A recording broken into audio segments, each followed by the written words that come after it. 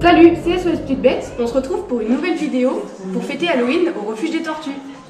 Donc l'événement d'Halloween, c'est le plus gros événement de l'année et c'est pour ça qu'on est venu aider bénévolement le refuge. C'est l'événement qui clôture la saison puisqu'après les tortues hibernent et donc le refuge ferme. Mais vous pourrez quand même revenir en avril pour admirer toutes ces petites tortues sorties d'hibernation. On est aussi là pour faire du bénévolat en plus de la soirée d'Halloween pour, sur plusieurs jours, aider le refuge dans ses travaux d'agrandissement et dans le soin des animaux du refuge. Alors du coup c'est parti, suivez-nous pour cette soirée horrifique.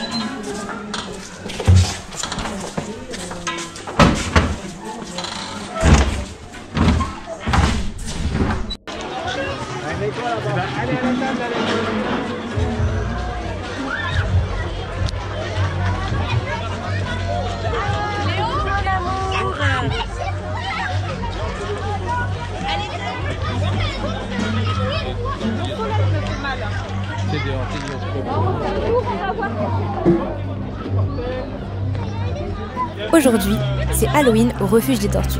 SOS Petites Bêtes était là pour donner un gros coup de main à l'installation de ce gros événement. Le jour J, on a tenu un stand où on présentait des araignées françaises pour expliquer que comme les serpents, elles sont inoffensives et victimes de beaucoup de préjugés. Un mémori sur les espèces françaises de serpents, lézards et araignées français a d'ailleurs été spécialement fait pour l'occasion pour que les enfants découvrent les petites bêtes près de chez eux. Ils étaient d'ailleurs beaucoup plus motivés quand des bonbons étaient à gagner. Vous nous connaissez, on ne peut pas s'empêcher de faire un événement sans serpent. Le bois à Vercingétorix a donc été montré et caressé par le public. Dans la soirée, on s'est transformé en horde de zombies pour le parcours de l'horreur qui a malheureusement fait pleurer plus d'un enfant.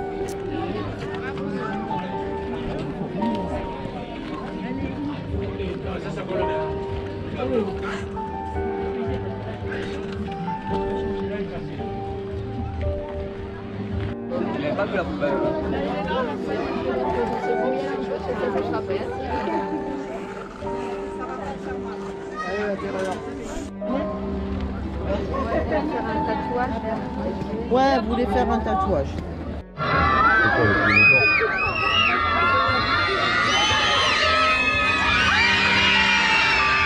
Qu'est-ce qu'il y a? Vous êtes des farceurs ici, oh! Ça va les enfants? Et pourquoi tu me filmes toi? Ah! On va manger les enfants! On va manger les enfants! Ah!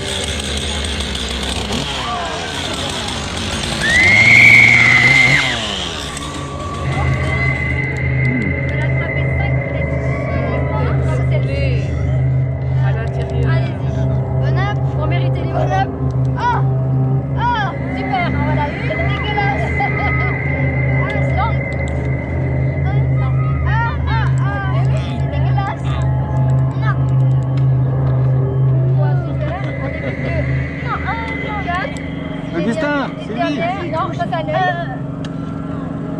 Voilà. Super. Allez, essayez-vous les mains. Ah, surprise. Bravo, bravo, bravo. Tenez, il y a la poubelle pour les mettre là si vous voulez.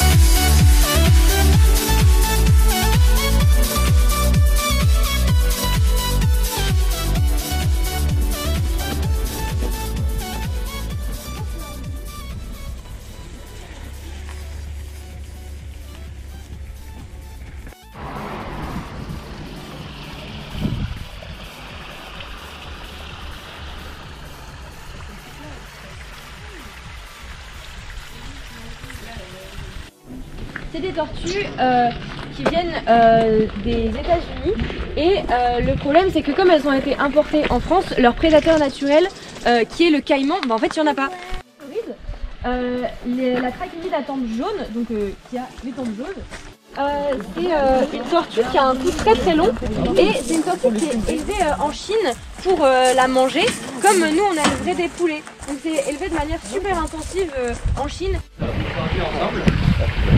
Là, on est sur le premier bassin, c'est le bassin de contact, c'est le seul où on peut un peu se rapprocher, mettre les mains dans l'eau, s'il y a des tortues qui passent, on peut les toucher. Par contre, dans tous les autres enclos et dans les bassins, il ne faudra pas se pencher, surtout pour les enfants, parce qu'il y a des cactus qui piquent assez fort, donc il faudra faire attention à ne pas se piquer les doigts. Donc, on s'est déposé il y a 20 ans et qui vit depuis 20 ans dans les lacs. Donc là, on est toujours sur les tortues flourides. Celle plus classique qu'on retrouve, c'est la tempe rouge. Souvent, quand on pense à la tortue flouride, on pense à celle-ci. C'est la trachémide à tempe rouge. Il y en a une qui est juste là. Les autres germanes, on les a mis dans le même enclos. D'accord. Elles sont pas toutes dans le bassin en fait. J'étais en train d'imaginer qu'elles étaient. Alors, ici on a un bébé tortue. Oh, trop chou. Trop mignon. Alors vous allez me dire mais pourquoi est-ce qu'on a des bébés alors que je vous ai dit tout à l'heure qu'on ne faisait pas de reproduction? Ici là c'est que des femelles, il n'y a pas de reproduction donc on ne mélange pas les femelles et les mâles, mais là c'est que des femelles. Mais si c'était un mâle, il y aurait un creux ici, comme ça le mâle peut monter au-dessus de la tortue.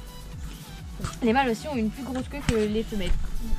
Est-ce que vous voulez toucher la carapace? Tu peux toucher la carapace, faut pas toucher la tête ni les pattes, sinon ça lui fait peur. Hop là. On fait des caresses. Et là du coup comme on disait tout à l'heure, elle ressent toutes vos caresses. Exactement. Un peu ouais, c'est comme si c'était son ongle. Ça y est, les tortues partent en hibernation, le refuge va fermer ses portes au public après cette belle soirée d'Halloween. Donc c'était un événement quand même assez conséquent puisque il y avait près de 2000 personnes sur le site pendant la journée et près de 600 personnes le soir et pendant le parcours de l'horreur. D'ailleurs pendant le parcours de l'horreur, on a notamment pu se déguiser en zombie et faire pleurer plus d'un enfant. On a aussi pu participer au quotidien de l'association et puis faire des visites guidées du public dans le refuge. Et vous, avant d'entrer en hibernation, abonnez-vous. À bientôt. Bientôt.